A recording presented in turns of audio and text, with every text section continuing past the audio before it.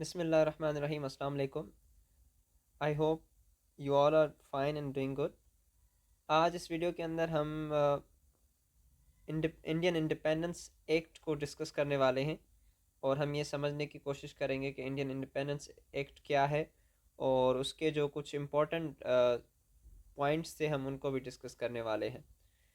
तो सबसे पहले कि इंडियन इंडिपेंडेंस एक्ट है क्या, हम उसको समझने की कोशिश करते हैं। So the Indian independence act was passed by the British parliament, जो बरतानिया की पार्लियामेंट है। क्योंकि इंडिया बरतानिया के गवर्नमेंट में था, तो उनकी जो पार्लियामेंट जो कवानीन बनाती थी, उनको जो है वो इंडिया पे भी वही कवानीन जो थे वो लागू होते थे। तो उन्होंने एक एक्ट पास किया, जिस तरह हमने पहले डिस्कस किया कि 3 जून प्लान जो है वो एक प्लान बनाया गया था कि इंडिया को किस तरह डिवाइड किया जाएगा, इंडिया को किस तरह आज़ादी दी जाएगी। तो उस प्लान के अकॉर्डिंगली एक एक्ट यानी एक कानून पास किया गया। वो तो एक प्लान था, लेकिन जब तक बरतानिया की पार्लियामेंट ये मंजूरी नहीं देती, ये कानून नहीं बनाती कि इंडिया को आज़ादी दी जाए, तब तक वो आज़ादी नहीं दी जा सकती थी। तो जो 3 जून प्लान था उसके अकॉर्डिंगली एक एक्ट पास किया गया ब्रिटिश पार्लियामेंट के थ्रू, और जिस जो एक्ट पास किया गया था इन जुलाई 1947। और इस जब ये जो एक्ट पास किया गया था कि इंडिया को किस तरह आज़ादी दी जाएगी, उसके क्या प्रिंसिपल्स होंगे, उस एक्ट को इंडियन इंडिपेंडेंस एक्ट कहा जाता है, जो जुलाई 1947 को ब्रिटिश पार्लियामेंट से पास किया गया था।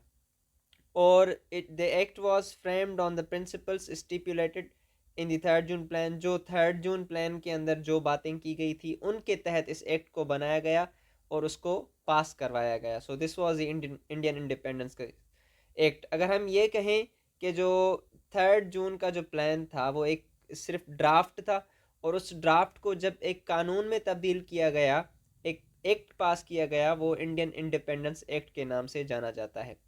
अब इसके इम्पोर्टेंट पॉइंट्स क्या थे उनको हम समझने की कोशिश करते हैं।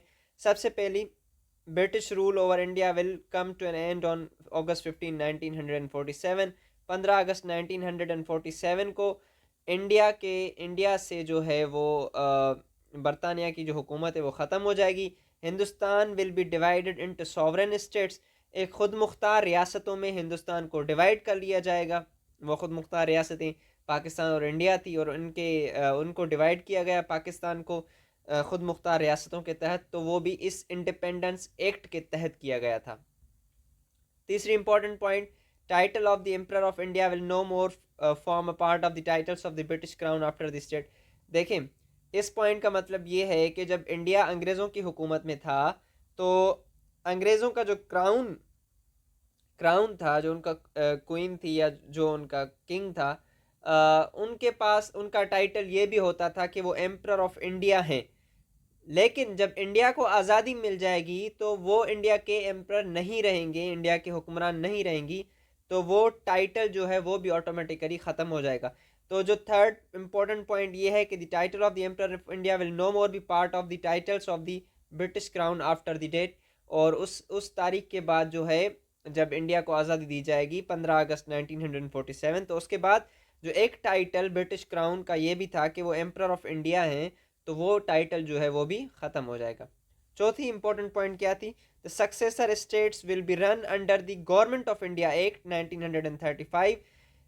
जो सक्सेसर स्टेट्स यानी जो अभी जो रियासतें बनाई जाएंगी, यानी जो मुल्क बनाए जाएंगे, एक इंडिया और पाकिस्तान, वो जो हैं वो गवर्नमेंट ऑफ इंडिया एक्ट, एक गवर्नमेंट ऑफ इंडिया एक्ट बना था। इसमें गवर्नमेंट यहाँ पर मिसिंग है।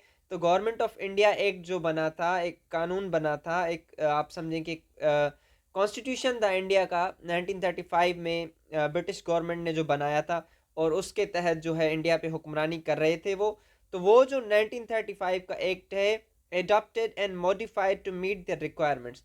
अब जो नए मुल्क बनेंगे पाकिस्तान और इंडिया, वो फ़िलहाल इसी एक्ट के तहत चलेंगे, और इसमें अगर वो कोई मॉडिफिकेशन थोड़ी बहुत होगी तो वो मॉडिफिकेशन इसमें हो जाएगी, और इसी एक्ट के तहत ये जो दो मुल्क हैं ये फ़िलहाल उसी एक्ट के तहत चलेंगे। एज इंटरम कॉन्स्टिट्यूशन, ये अबूरी कॉन्स्टिट्यूशन यानी अबूरी आइन होगा, यानी थोड़ी सी मुद्दत के लिए आर्जी तौर पर ये आइन जो है ये बन जाएगा उन दो ममालिक का। पाकिस्तान और इंडिया का, till their respective constituent assemblies frame constitutions, जब तक उनकी जो खुद की आइन साज असेंबलीज हैं वो खुद का आइन नहीं बना देती।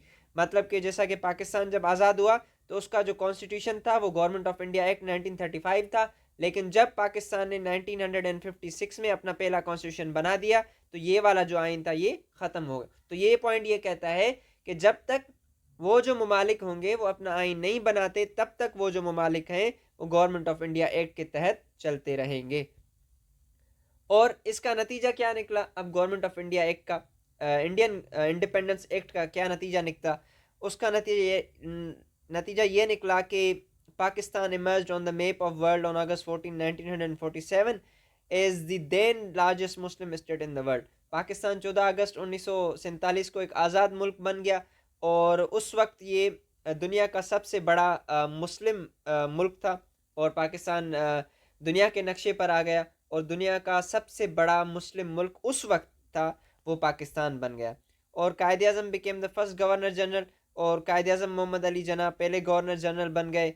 और उसके अलावा provincial assemblies of the Punjab and Bengal decided to join, क्योंकि जो पंजाब और बंगाल की जो प्रोविंशियल असेंबलीज थी जो 3 जून प्लान के तहत जिनको ये पावर दिया गया था कि वो डिसाइड करेंगे कि वो किस मुल्क का हिस्सा बनना चाहते हैं, तो पंजाब और बंगाल की जो प्रोविंशियल असेंबलीज हैं उन्होंने ये डिसाइड किया कि हम पाकिस्तान का हिस्सा बनना चाहते हैं। The non Muslim members of these provinces had demanded partition, तो मुस्लिम जो मेंबर्स थे उन सूबाई असेंबलियों के अंदर, किन के अंदर? पंजाब और बंगाल की जो सूबाई असेंबलीज थी उनमें एक मुस्लिम रिप्रेजेंटेटिव्स थे और दूसरे नॉन मुस्लिम रिप्रेजेंटेटिव्स थे।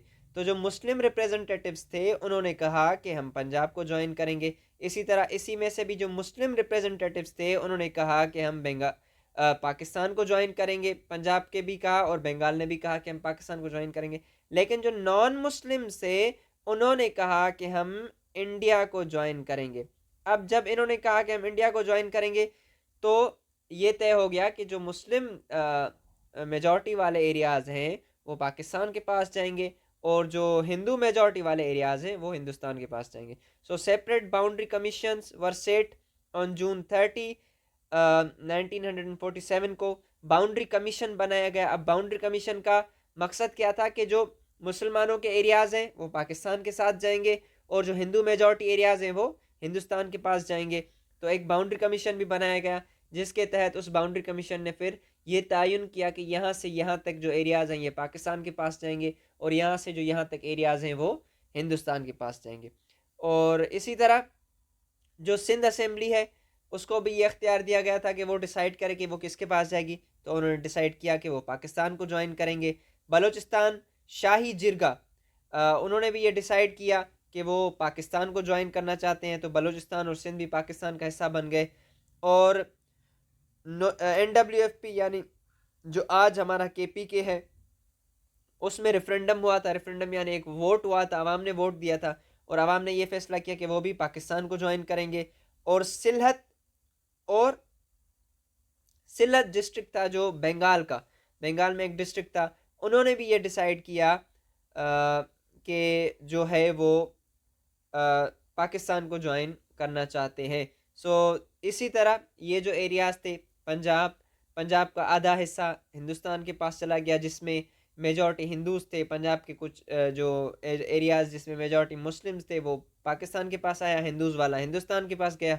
बंगाल के जो मुस्लिम मेजॉरिटी एरियाज़ थे वो पाकिस्तान के पास आ गए और बंगाल के जो हिंदू मेजॉरिटी एरियाज़ थे वो इंडिया के पास चले गए। तो इसी तरह जो है वो पाकिस्तान का क़याम होता है। So this was all about the Indian independence act. मैं इसको एक दफ़ा फिर रिपीट कर दूं कि इंडियन इंडिपेंडेंस एक्ट जो है वो एक कानून पास किया बरतानिया की पार्लियामेंट ने, जिस कानून के तहत जो 3 जून प्लान बनाया गया था उसके तहत ये कानून बनाया गया और इस कानून को पास किया गया और इसका मकसद ये था कि इंडिया को जो है वो किस तरह डिवाइड किया जाएगा और इसी कानून के तहत इंडिया को इंडिपेंडेंस यानी इंडिया और पाकिस्तान को इंडिपेंडेंस हासिल होती है। So this was all about the Indian independence act. I hope कि आपको ये समझ में आया होगा and if you have any other queries और questions so you can mention in the comments below. So thank you so much. Allah Hafiz.